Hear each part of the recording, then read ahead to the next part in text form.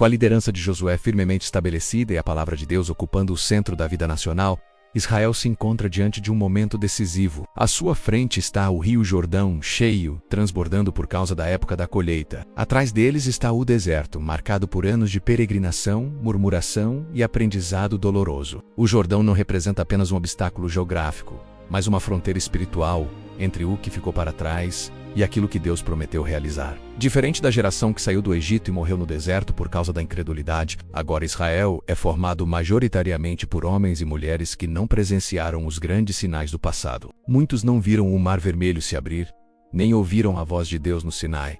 Essa nova geração precisa aprender a confiar não em lembranças pessoais, mas na fidelidade de Deus transmitida por meio da palavra e da liderança que Ele estabeleceu. O desafio diante do Jordão exige uma fé prática, que se expressa em obediência. Deus orienta Josué a conduzir o povo de maneira organizada e reverente. Cada detalhe da travessia é cuidadosamente instruído. A Arca da Aliança deve ir à frente, carregada pelos sacerdotes. Isso não é apenas uma estratégia simbólica, mas uma declaração espiritual profunda.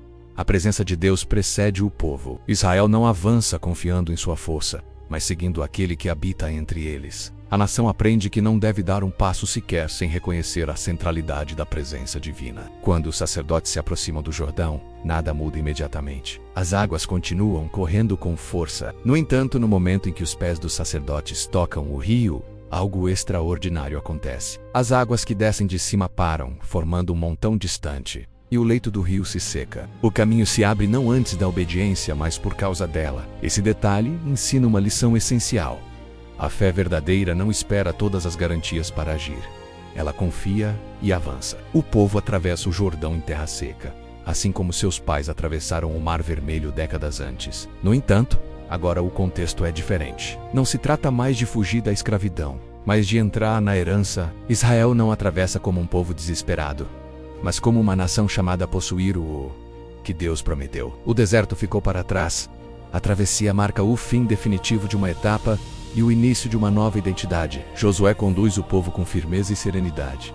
Ele não age com pressa, nem com medo. Sua liderança demonstra maturidade espiritual. Ele confia plenamente na direção de Deus e transmite essa confiança ao povo. Cada tribo atravessa em ordem, cada família segue adiante, e todos veem com seus próprios olhos que o Deus que agiu no passado continua operando no presente. Após a travessia, Deus ordena algo que pode parecer simples, mas carrega profundo significado. 12 pedras devem ser retiradas do meio do Jordão e erguidas como memorial. Cada pedra representa uma tribo, e juntas formam um testemunho visível da intervenção divina. Deus sabe que a memória humana é frágil. Por isso, estabelece marcos que ajudam o povo a lembrar do que ele fez. Esse memorial tem um propósito claro: ensinar às próximas gerações. Quando os filhos perguntarem o significado daquelas pedras, os pais deverão contar a história. Assim, a fé não dependerá apenas de experiências individuais, mas da transmissão fiel daquilo que Deus realizou. A nova geração precisava entender que não chegou à terra prometida por mérito próprio, mas pela mão poderosa do Senhor.